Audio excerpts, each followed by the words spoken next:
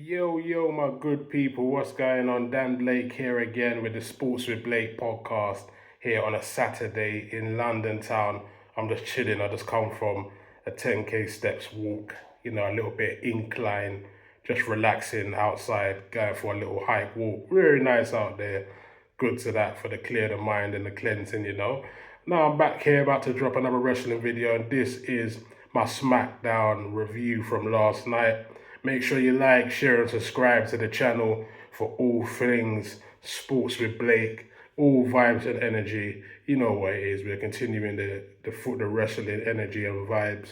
Subscribe, like, share, let people know about the channel. Let's get straight into the review.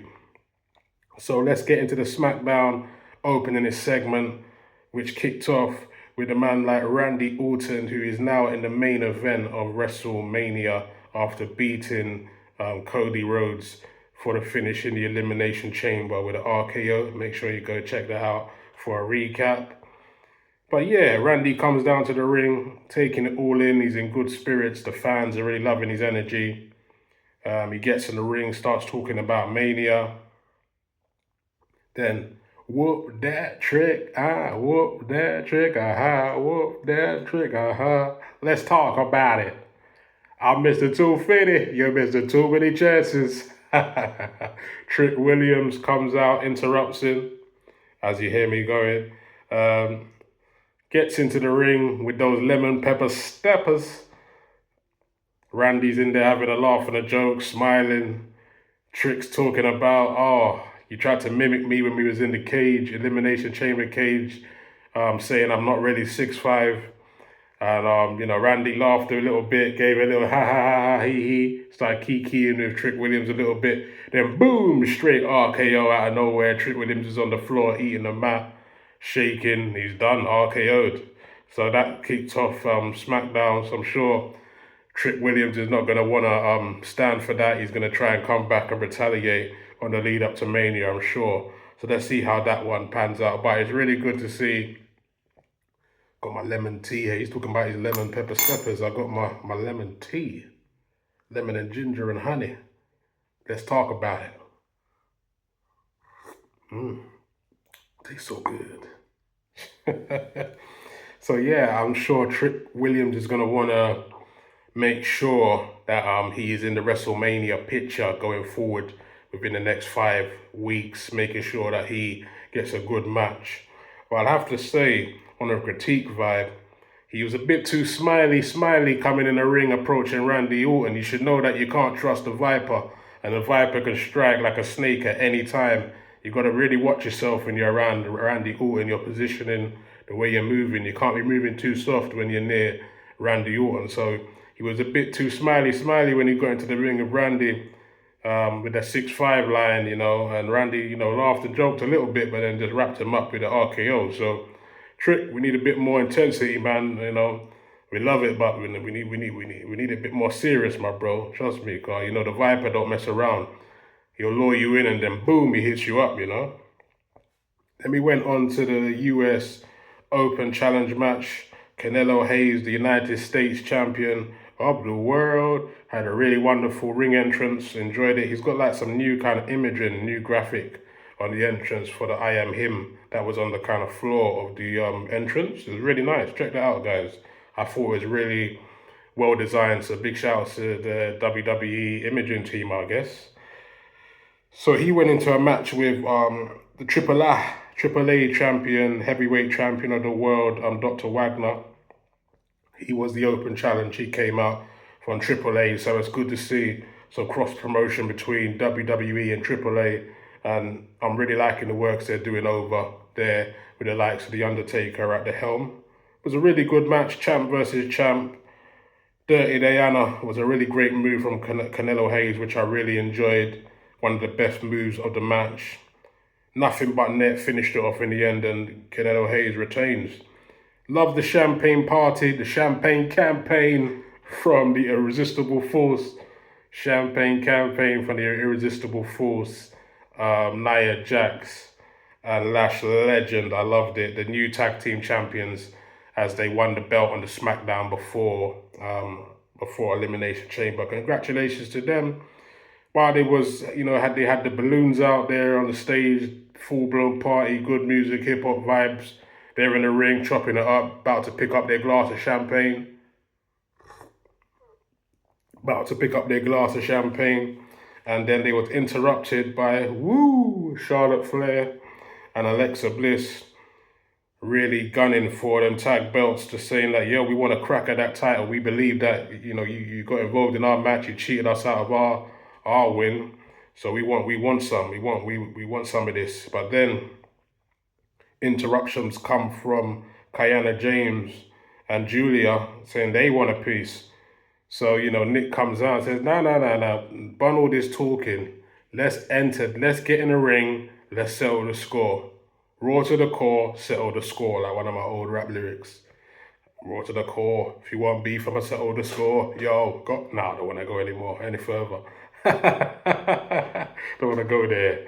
Yeah, only certain man know about them lyrics there. Yeah. So we're going into that. That turns into a triple threat match. That turns into a tag match between Charlotte Flair, Alexa Bliss, Julia Naya, and Kiana James. Charlotte Flair and Alexa Bliss pick up the win. Very impressive, good work. What I loved about the match as well, another world-class moonsault from Charlotte Flair.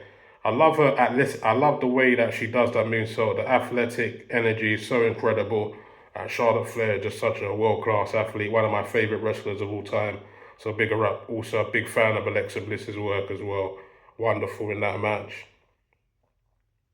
So yeah, that was a good match. What I loved about the match as well, Charlotte Flair done a little hail up to her dad with done a little bit of that for a second. I loved it. Woo! Yeah. Yeah, natural selection, I believe, was the finisher she landed, and that was all she wrote. Winners, so they are now the number one contenders for the tag team title. So hopefully we can have a build to that match.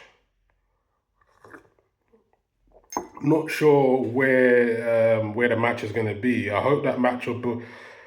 It's a bit far out, 4 weeks. I really hope that match can build to a Mania match between them, because I would love to see that match at Mania. That's those are four big athletes and it'll really suit WrestleMania. I'd love to see that. So I hope they don't drop.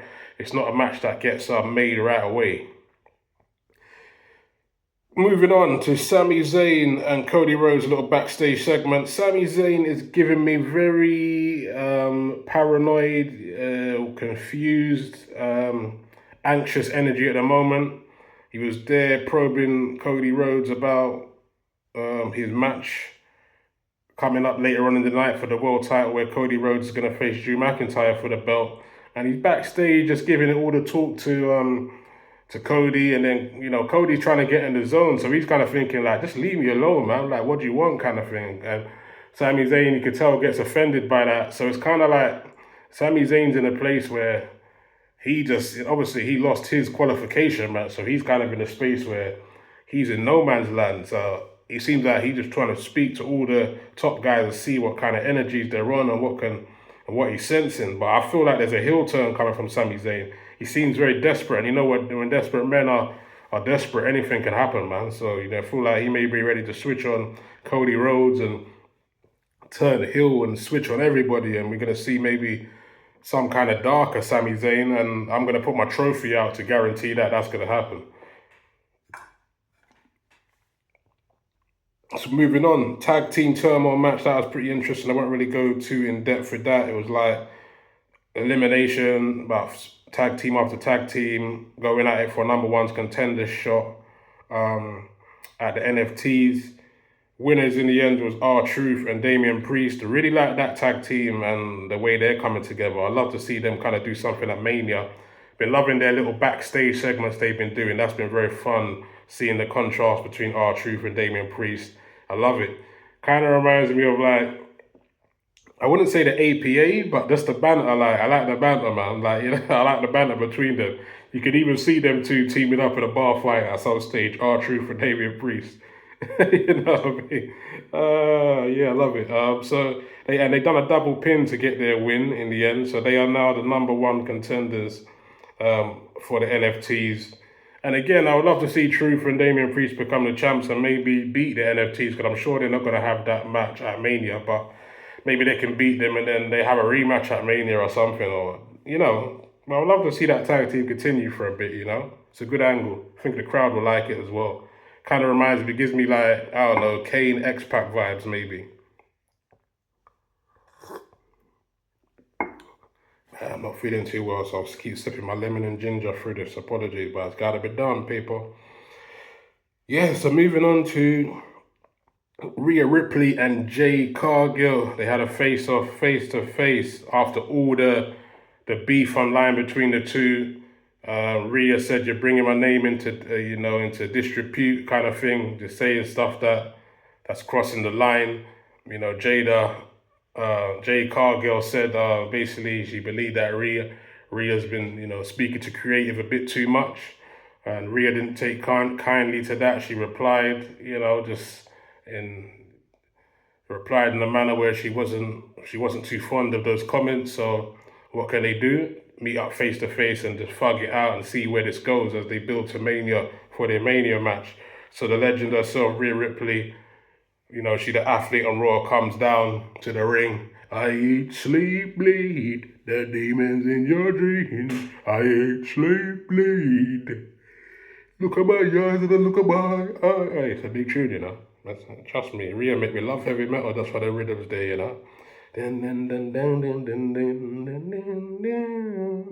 That is solid, that's late.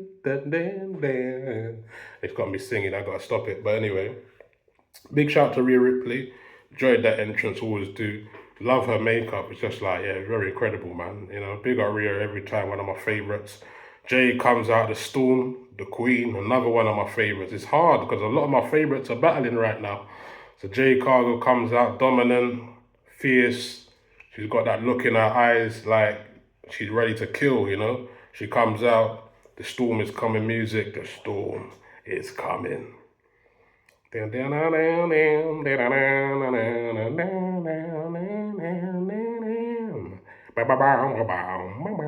gotta stop now. I love singing though, So yeah, she comes down, gets to the ring. Rhea's screw face and that doesn't break the eye contact. They go face to face. They trade shots, looking back at each other. Jade gets the mic, tells her, "I'm bigger than you." Basically, I got bigger arms. I got bigger. I don't know, bigger like thighs, as in muscle. Bigger legs, bigger everything. Like she's saying, "Yo, I'm dominant over you. I'm gonna beat your ass, basically, and I'm that bitch," as she was saying, and she's been saying. And Rhea comes back and she's like, "Yo, listen, you may be bigger, but I'm built to go, and you're not built to fight, but I'm built to fight." So, and she goes, "I'm that bitch," So that's kind of how the promos end. And then they're screw facing each other like, and Jay's looking at her like, "Bet, all right, I got you. I see what's happening there." But Jay's got other problems to worry about because Meechin tried to stop her backstage when she was walking back with a kendo stick. Big shout to B-Fab as well, another wrestler that I'm a big fan of. So they confronted Jade, and I believe that Jade was like, "All right, I'll see you next week then. You want to stop all that talking?" So we're going to have Meechin against Jade Cargill next week in a non-title match. That's good that Jade gets some reps under the belt, Because with Mania season coming, Jade's going to need those reps. Because when you're going against Rhea Ripley, someone that's never missed a WrestleMania, that ain't no joke. Rhea Ripley ain't coming to play. So, but I love the face-off between them, and that's a match of star power and quality. Next up, Johnny wrestling. Johnny, been falling asleep. Johnny's been like night. Johnny's been night on SmackDown for the last couple of weeks. So it's been funny just seeing that segment of Johnny just asleep and his wife are just like, "Come on, Johnny, man, get some motivation. Get some motivation. What's wrong with you, Johnny? You okay? You okay, bro?" He wasn't asleep when I met him at SmackDown a couple of weeks back. Anyway, thank Johnny for the picture though. Big respect, man. But anyway, so Johnny's like, he wakes up and he's like, I feel like he's got some inspiration all of a sudden. Runs down to the ring and does an open challenge. He offers anybody out for a fight. And guess who comes out? Dun, dun, dun, dun, dun, dun. The ruler, Obafemi, takes that open challenge. Comes out, he's smiling, he's ready for meat, he's ready to eat. Hoot, hoot, he's ready to eat. He runs down, lays down Johnny Wrestling, couple of uppercuts, like running uppercuts straight into the ring, licks him down about 10 times, boxes right through him, gives him a couple of jabs, straight finishes him, hits him up with his finisher. It's over. Night, 1, 2, 3. Oba rules again. The only thing with Oba right now, obviously, he's cleaning up kind of like Goldberg style, when Goldberg was coming down every week, beating a man up in like 1 or 2 minutes. But what I would like to see, I definitely would like to see Oba Femi have a bit more competitive matches now, because that kind of plot's getting a bit tired. Like, just come on, we need some more minutes, and we need someone that can give him a challenge, please. So, but let's see him take that open challenge with Brock Lesnar. That's the one we really want to see at Mania. Moving on to the main event of the evening, Cody Rhodes versus Drew McIntyre. What a match. Cody gets another chance because Nick is so pissed off that Drew's interfered in all the matches. So he's like, yo, I need revenge on how you've been interrupting all my pay-per-views and making stuff just like go pear-shaped and costing people matches and all this kind of stuff. So he's like, yo, you're gonna have to put your belt on the line. Drew tries to hit up Nick backstage and be like, yo, no, let's put a stop to this. This shouldn't be happening. You should stop this. You shouldn't make me go out there and put my belt on the line. That's what he's on. But he's like, Nick's like, nah, it's got to happen tonight. So Cody, as I said, he's zoning out. He's ready. Ding, ding, ding. The match goes on one-on-one. They're fighting for about 20 minutes, 25 minutes to close down SmackDown.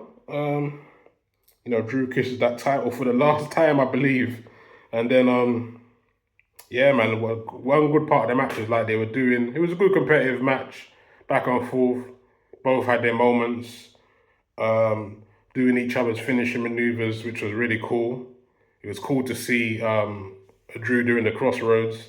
Wasn't as intense. Maybe if he'd done it as intense, he may have got the 1, 2, 3. Cody doing the Claymore, which was really good. I loved it. It was really good, man. Seeing them doing each other's moves, because I've never seen them do each other's moves before, so that was a bit different. Drew put Cody through a table, which was really good, very clean. I loved that. Enjoyed seeing that. Referee got knocked out. Feel sorry for the ref, man. He took a beating in there. Second ref got headbutted by Drew. Drew's an evil man, and knocked out. But then, so Drew tried to get a chair to finish off Cody, but then Mr. Yada came out and took the chair off Drew McIntyre. And then, it was after that, it was all she wrote, man. That was enough interference to kind of like distract Drew McIntyre and take him off his game. Cody hits him up with a finisher. 1, 2, 3, man. Cody's the new heavyweight champion of the world. Cody, American Nightmare Rhodes. Yeah, so, excuse me, man. Yeah, so he done enough to basically make it happen. So Cody Rhodes is the champ again.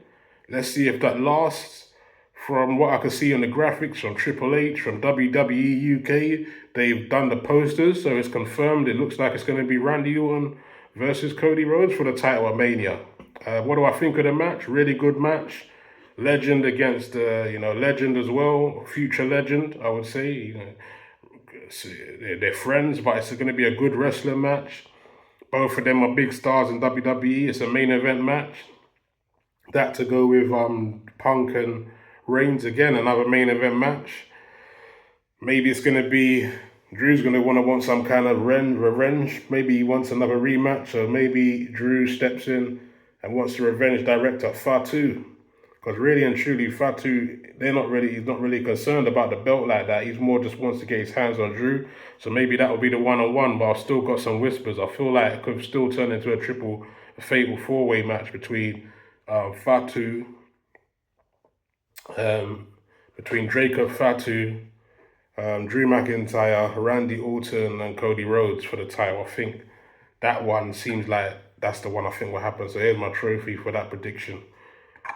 This feels a bit too clean for them to be having those two one-on-one matches and then that's it for Mania this year. I feel like Mania in the past, one of their matches always kind of turns into some more members in the main event. So yeah, I think it's a good match, Rhodes against Randy Orton. Don't get it twisted, but I just feel that they could make, obviously Fatu McIntyre one-on-one's a good match as well, but making it a fatal four would be mad. It'll be them guys in a fatal four would be good. It'd be good TV. So either way, even if they have the one-on-one, it'd be good as well. But let's see what happens. I don't want to make too much prediction. That's not really my vibe. But yeah, let's keep it moving, guys.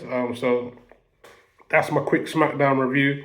Like, share, and subscribe to the channel. Let me know what you want to see. I've got more videos coming. Check out my latest video, Why I Love Charlotte Flair. And I've got more of those to come also daily. And yeah, more reviews coming, more content coming. Stay locked to the channel. Yeah. In the comments, make your comments. Feel free to get involved. Recommend any topics you want me to talk about. That kind of energy. And yeah, peace out, peace and love. And yeah, catch you on the other side, man. Love.